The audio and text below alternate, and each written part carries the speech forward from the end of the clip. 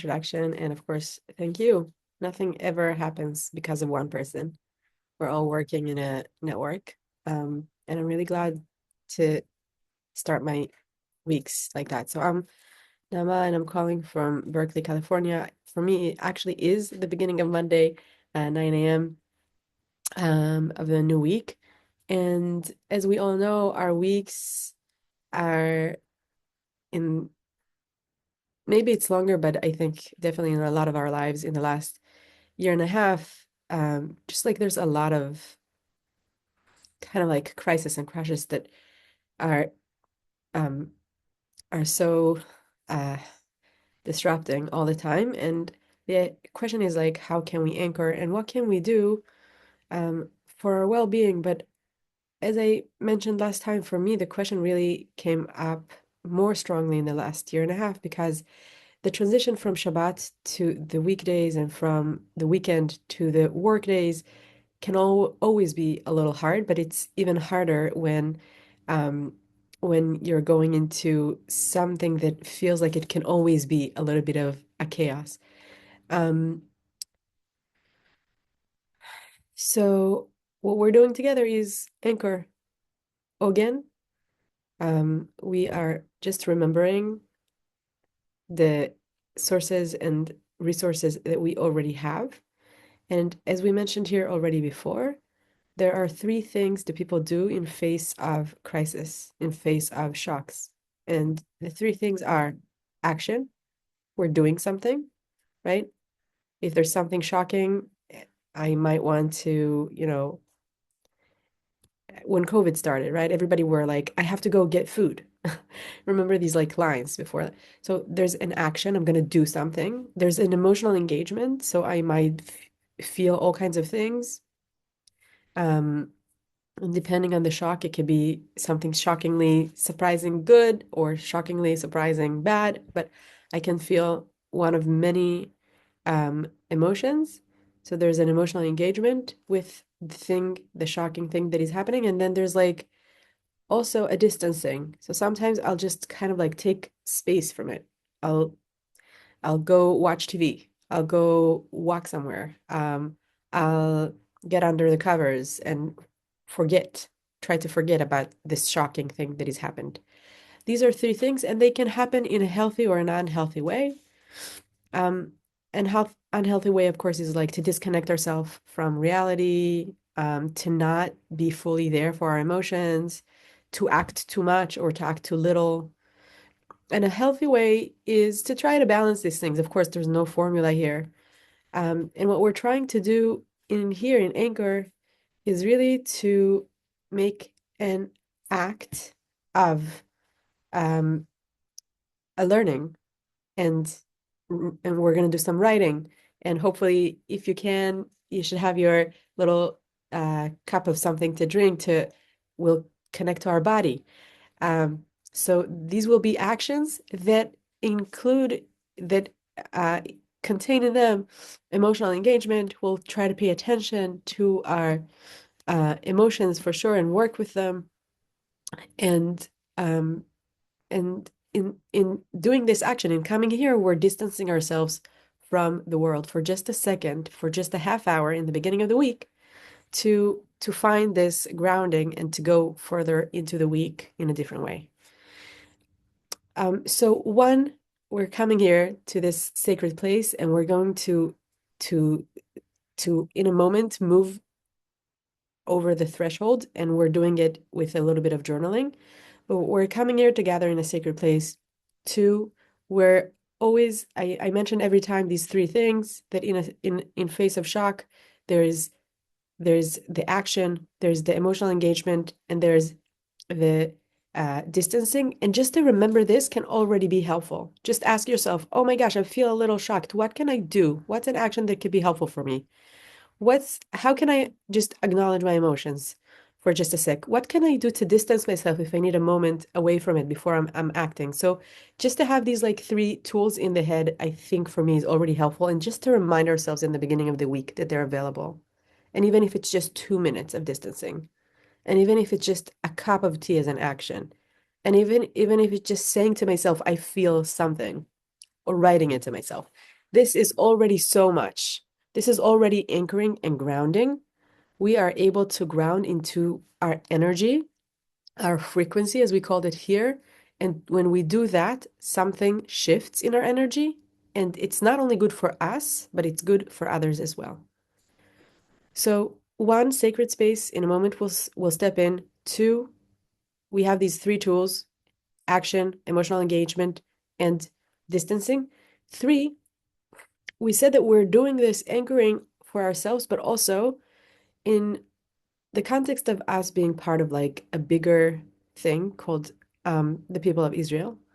And that Yemima, who we learned her teachings many times, who tells us so much about the importance and essential um, individual work and how important these our spiritual work is emotional work.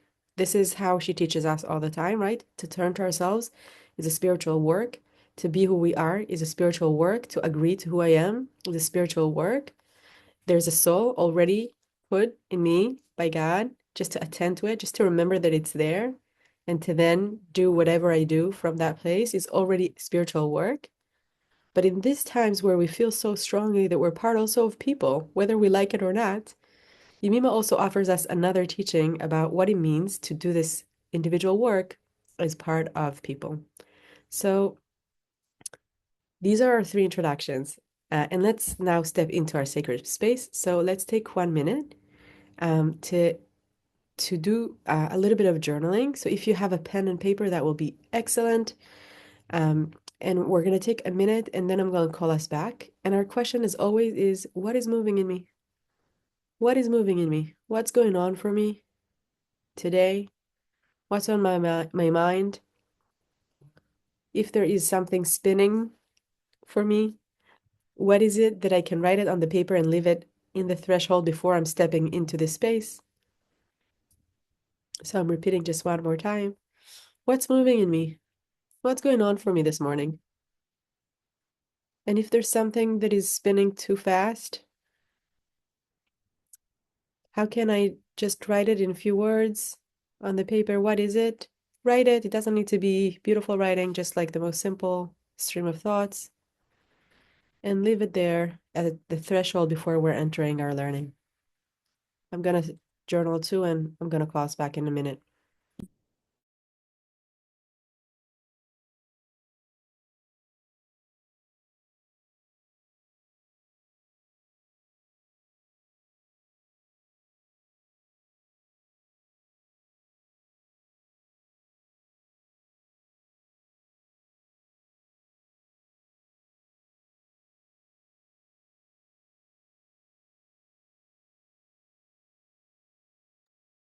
Okay, let's take a few more seconds to wrap up.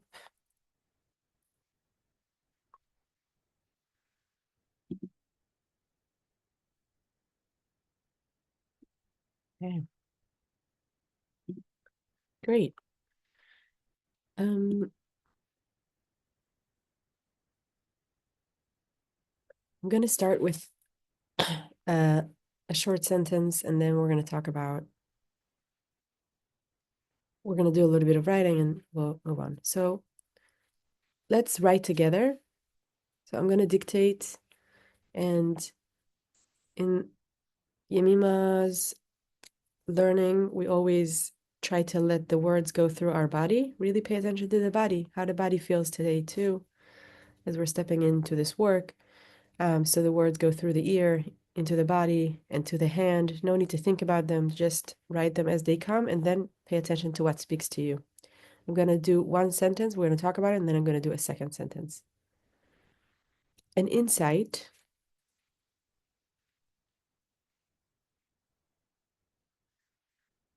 should bear fruit,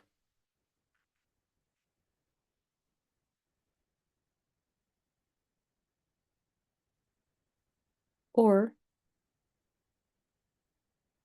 it is as if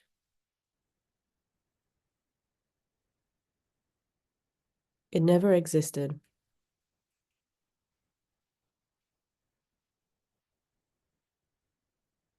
The learning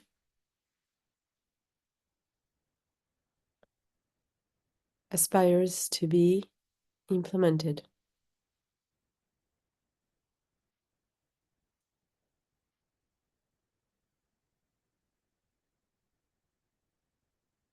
Seeking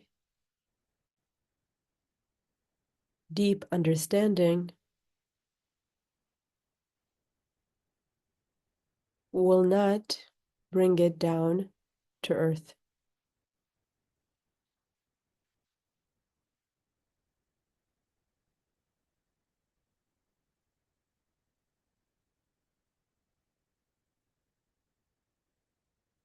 Take a moment and just please put in the chat one word or one insight that comes to you when you see this short teaching. An insight should bear fruit, or it is as if it never existed. The learning aspires to be implemented. Seeking deep understanding will not bring it down to earth.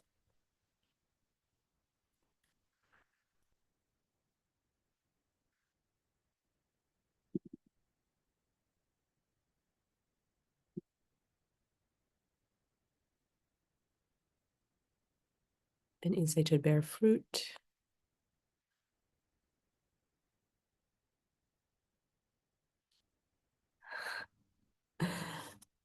Um, yeah, thank you, Shira.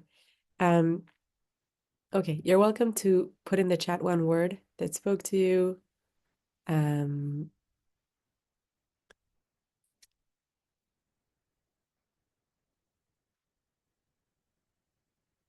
okay, thought, action, grounding, thesis, experiment, results. I love when you do these like 1, 2, 3. It's like so people do it naturally. It's amazing. Yemima always said that like an insight often comes as a 1, 2, 3 when you're like recognizing. She called it mivne, a structure. In Hebrew, havana, v'mivne, insight and structure are very similar. And I'm saying that because havanot, our insights, are the ways that we're building our consciousness. And the important thing here is really to trust yourself that you have important insights for yourself and for your life and for your soul journey. And what Yemima says here, and I'm bringing it because last class we said that we have two tools to ground ourselves. One is ratzov vashov, going back and forth to accept that life is all the time going between poles and tension. There's a tension between poles, and that's a normal thing, and it's fine if we're going between emotions, if we're going between a moment that was like tense and a moment that is calm. It's not a problem. This is a movement in life, and that's actually how the energy moves, and it's natural and even healthy, of course. Uh, we don't want to get too extreme. We're liking to stay in the center, but like the movement is a good thing, not a problem. And over here, and then we said, and the second tool that we have beyond the movement is Havana, trusting our insights. And this is why I wanted to start with this one, because Yemima here says, um, really, Havana is so simple. Your insights, they don't have to be like, I don't know, like some kind of like huge revelation. No deep understanding. We're looking here for a very small insights about just feeling out what's right for me right now. I saw this sentence and there's something that spoke to me. Wow, I'm writing two words. That's guiding me in the next hour. That's an insight. And she said the most important thing is actually to take your insights and trust them that they are structures for your life. They're building your life and to work with them. So if I felt last week that my insight that I brought here into the class is that one tool that we have is Ratzov V'Shov, is the going back and forth. So this week, I was really trying to pay attention. Oh wow, I feel a little uncomfortable. What's going on? Am I like going like in the back and forth of life? Okay, and that was just helpful for me. And I was like just recognizing it and going on with it. So really, I'm really encouraging everybody. I'm not always able to read all the chat in the class, but I'm always reading it afterwards. If you have insights, put it in the chat. Your wisdom is real and it's really helpful for other people sometimes because the our souls sometimes speak in ways that we don't know. And sometimes something I say in a class is really meaningful to other person. So I think just like the generosity of sharing and also the generosity to ourselves of like trusting our learning, trusting our insights from the learning, and everybody has different insights from the same learning, and we want it to bear fruit. We want to see how this tiny little learning that I did gives me gives me an outcome. It's not a bad word. We want to have outcomes from our learning. The outcomes are inner quiet. Okay, the outcomes are that I'm turning to myself more. The outcomes are that I can take a distancing moment if I need it, or I can take an action if I need it, or I can engage emotionally if I need it. These are the insights that we have. We want them to work for us. So if I see that I had an insight and it totally didn't work for me, I want to ask myself, how can I make my insight a little smaller so that it's actually like actionable for me? So that's just like, speaking a little bit with last week, but it will bring us also into this week again. Um, so today I want to focus on another sentence, which I'm going to say now. It's really short, but I'm going to read a longer paragraph, but I will let you, and you're welcome as I'm reading to, write words that speak to you, but I'm going to slow down for one specific sentence that I want us to work with.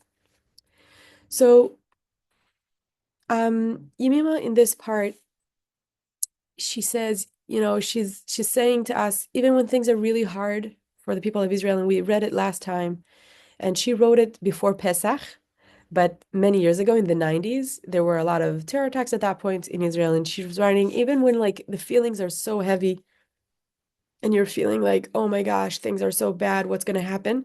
She says, even in these places, you want to keep your hearts from going into sadness, because it's really important to keep your heart in a good place to balance other people. And then she's saying, but you know what? It's actually really unnatural to say to someone to control their heart. This is how this part starts. Okay, so she says, it is true that it's not natural to say about matters of the heart. I can't tell people how to manipulate their heart. The heart is an honest place. So she's like, so what am I trying to communicate here? I don't want you to like suppress yourselves. I don't want you to suppress your emotions. Not at all. She says, try to understand, not in a cognitive way, which means insight for her. Okay, in the Hebrew, she says, תנסו להבין את זה, כדי לחזור לעצמכם. I will say it in my language, try to understand. Her words are, try to understand this to return to yourselves. And everything that happens, even when it feels very shocking, try to understand means try to find insights. Try to find insights. What can my feelings help me understand about what the next small action I need to do is? Not huge, big things. Of course, people are also engaged in bigger things, but in our little spiritual work, and the spiritual work is to stay connected all the time. Whatever emotions come is fine, to stay connected, to stay open. She says, try to understand this to return to yourselves. So I'm not going to tell you to manipulate you. It's not natural to say about matters of the heart, but try to understand. Try to use your insight to return to yourselves, which is the work all the time, to return to yourselves, to be with yourselves in the pain, to be with yourselves in the shock, to be with yourselves in the happiness, to go back there. Try to find the returning smile and the smiling eyes. So I read it as a very gentle instruction.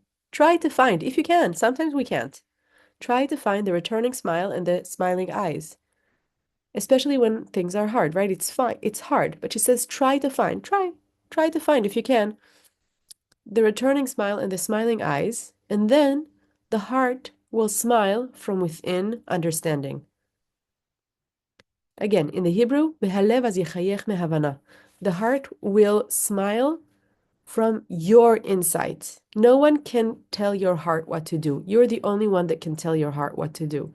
And even you cannot command the heart what to do, but you can gently speak to your heart with your understandings. And if they are genuine for you, the heart will smile. So if it's not, my heart is not smiling, let's try to look for another insight.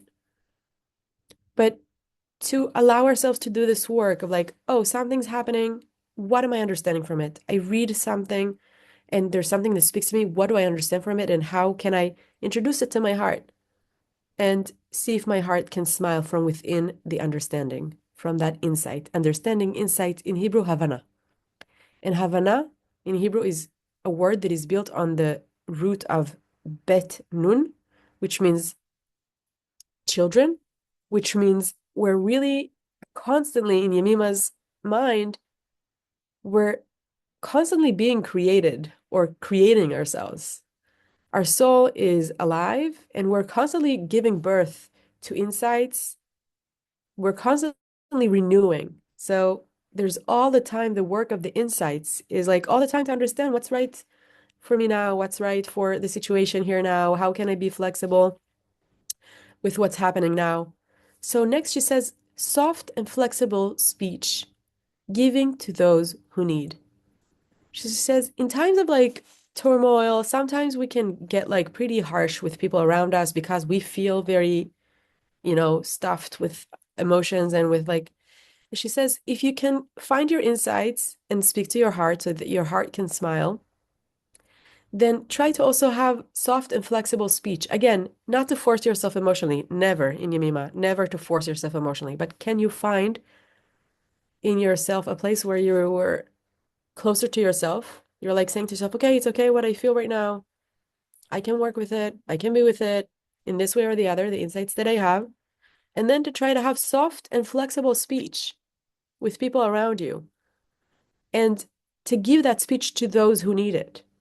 So to just pay attention after I first, it's like in the airplane, first you put like the oxygen on yourself and then you help everyone else, which means not in a sometimes it can feel like a selfish thing, but I really believe that when you're doing this work genuinely, then there's something that really grounds you and people feel that frequency and it feels good. I think babies feel it very strongly. They feel when someone is like grounded and they feel when someone's like out of their element. And again, there's no blame here. It happens to us. We're human, and the spiritual work is really to find God's directions to us in every moment and to know it's there. We have a soul that has these instructions for us, these insights. We're almost in the end, so I really want to get to that sentence that I wanted to share with you. The next one she says, which was shocking to me when I first read it, was אי אפשר לתקן עולם. It is impossible to fix the world. And I would love to hear from you. First, let's write it to ourselves, okay? It is impossible to fix the world. Um, would love to just quickly, or as quick as possible, to hear in the chat, when you hear this sentence, what comes up for you? For you, it's impossible to fix the world.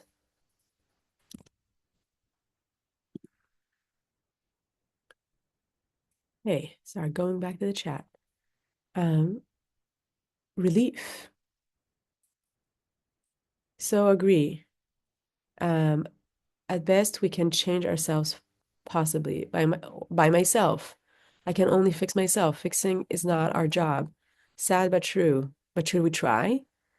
Be the change you want to see in the world. Nothing is impossible. It's impossible to fix the world alone.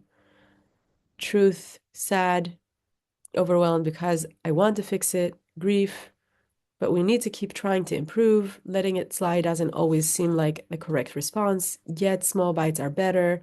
Perhaps we can change it in small steps. Okay, thank you so much for your words. Um, I'm reading this sentence again. It is impossible to fix the world. And I was really walking with this sentence for like a few months now. And the insights that I had around it were like, one is that there's something about wanting to fix the world that definitely is a good kind of like um, you know, motivation. It's a good thing. I mean, I want to do well. But there's also something sometimes when we want to fix the world that is very fixed, that becomes very fixed on how this fixed world is going to look. And that is almost goes into the world of controlling. Sometimes it's possible that when things feel chaotic, we want to fix the world, meaning we want to control the world that it will be predictable. And Yemima says this, which I think is just like such a deep wisdom that all ancient wisdoms have. It's impossible to fix the world. It's impossible to fix the world. The world is not your problem to fix. The world is your place to be, to contribute, to help. But the understanding is if we really take seriously the idea that the world is renewing all the time, it's impossible to go back. Fix means sometimes to just make it as it was, right? Something broke, I fix it, now it looks the way it looked before. The world is not going to be what it was. And that's sometimes very hard. I feel it, sometimes when I read all these crazy stuff that is going in Israel now, and I'm like, the Israel of my childhood is just like it's not there anymore. It's like it's a different place. I think people feel it now here with the United States. I mean, people feel it in all kinds of places like, oh my gosh, how can I fix it to be what it was? It was so good. Um, and she says it's impossible to fix the world. She says it also in the midst of a very hard time. And I think she really says not that you don't need to act, but like to really ask ourselves, what does it mean that it's impossible to fix the world? She goes on, it's impossible to fix a past situation. What is needed is, and that was also shocking for me, to be to merit to be guarded and to guard your inner place. And if you guard your soul, then the same time you guard the soul of everyone. So Yemima here says again, there are many layers to reality. Of course, people who work in policy, people who work in all kinds of things in the action world, yes, we should do that. But she says there's also a spiritual level. And in the spiritual level, what you can do is to guard your soul in these ways that we spoke about, finding the insights, turning back towards ourselves. And when you guard your soul, you guard the souls of others. And really to be almost in awe that we can do that. That if we keep our soul in a good place, if we engage with our emotions and act to our ability and distance to our ability, then we are keeping our soul in a good place and we keep the souls of all of us all around us. And she goes on, and I can't go more because our time is done for today. But um, maybe I'll send it to Jordan and she can share it. But I'll just say that she finishes with a home that is being preserved by its own light. When you preserve yourself and your home, also keep safe other homes around it. There's some type of almost light and energy that when we keep it and we tend to the fire of our soul, it keeps warm others around. The frequency speaks.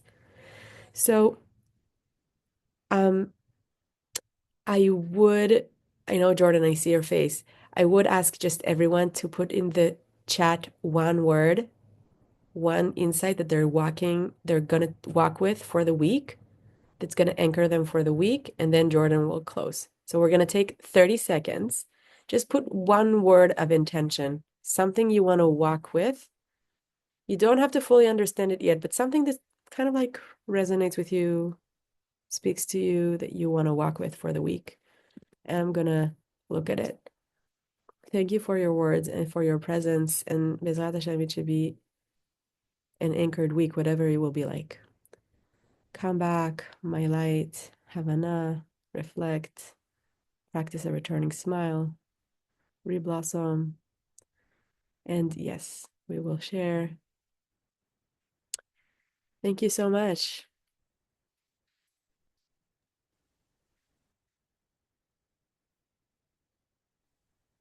Thank you, Naama. Thank you so much. This was so powerful. And it's just, we're so appreciative of you and starting the work week with you. Just thank you so much. Thank you for what you bring to our community, really, really. So a quick reminder to everyone before we close. I know our time is up, but I just wanted to remind you, please join our WhatsApp app group. You can stay connected throughout the week. You'll find the link. It was in your confirmation email, so everyone should have that. But if there's any problems, let us know.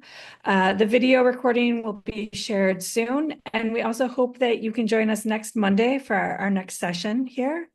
But before next Monday is this Thursday, and I want to remind everyone to join us this Thursday, April 3rd at 8:15 to 9:30 p.m. Eastern Time for our Her Torah event celebrating and exploring Passover. It's going to be really great. We're going to take a look at a whole lot of things, including what we can learn from the Haggadah and the Seder night rituals about how to deal with times of difficulty.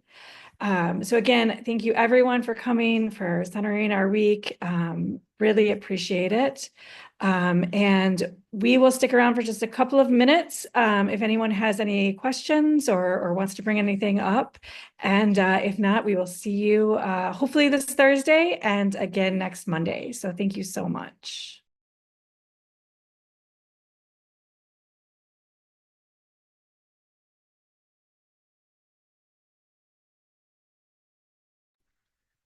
If anyone has questions, I'm happy to stick around for another 5 minutes. Um, a model that we're using, I think I said it in the first class. It's a model that we're using in my day job. I'm working in environmental policy, and we're using it for people dealing with environmental shocks. Mhm. So basically, action, emotional engagement, Okay. and distancing. Okay. And there's a question in the chat that I'm going to ask Naama to answer, and then we'll shut down. After that, we'll Thank close down. you.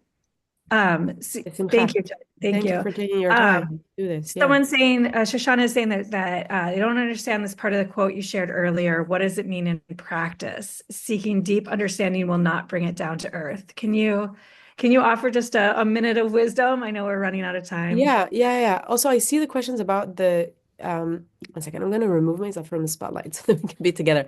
Um, okay, quickly about the writings of Yemima in books.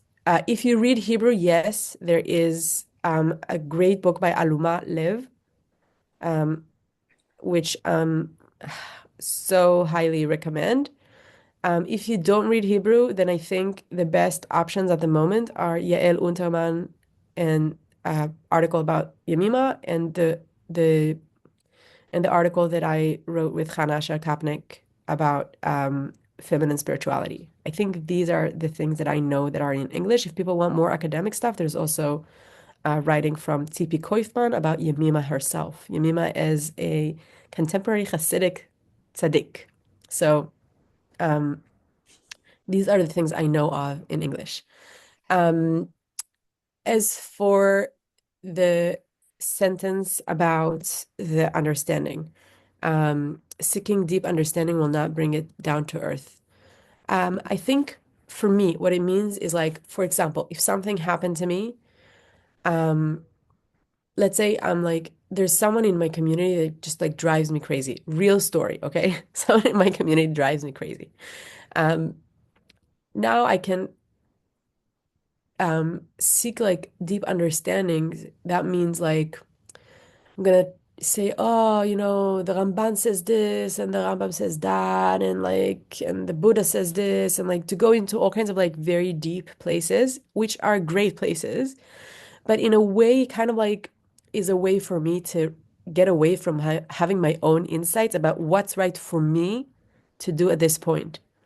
So it's not that I can't find wisdom in other people's deep insights, but Yemima's idea of spiritual work is that it's very connected to your life. That if something happened in your life, someone is annoying for you in your community, this is apparently they're not annoying to everybody else in the community. So that means that your specific soul with its specific journey has something there.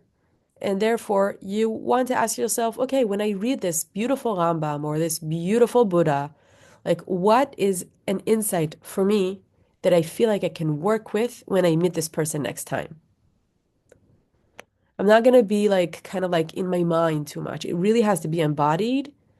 And she says the more you do that, and her most basic suggestion is when something happens, you would either turn against yourself or towards yourself. She says the more you do the turning towards yourself and finding the diuk, the precision, which she calls Havana also, which means like, what do I need to do right now in this next hour, the more you do that, she says, the more your heart will be tuned to just find the ways of being in the world and open up to other things. If you will be clear of like the annoying people in the community, you'll be able to like have other things that annoy you, like maybe in the world, and then insights will deepen, but not to try to go to like deep places that are disconnected from your situation.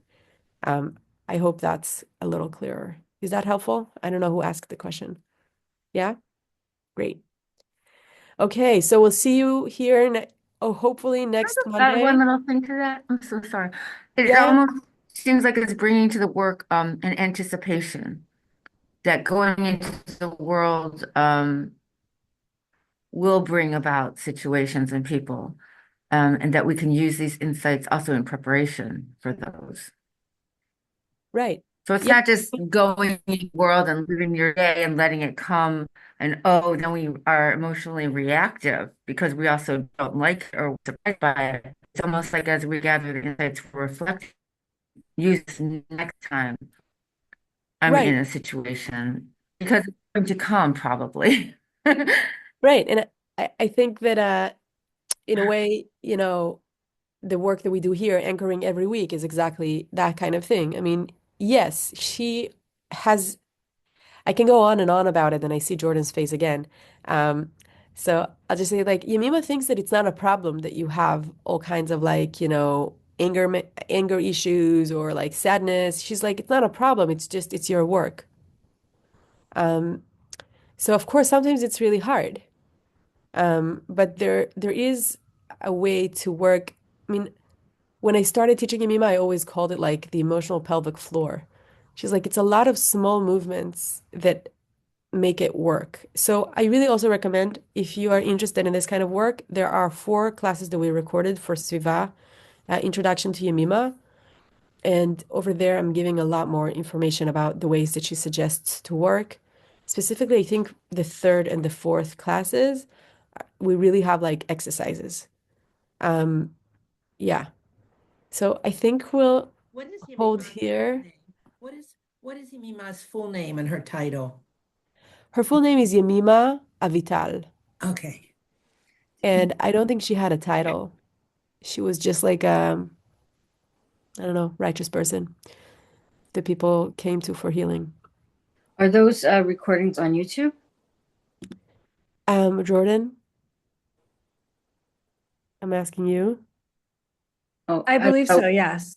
yeah, on YouTube. Okay, just curious to know. Thank you. Sure.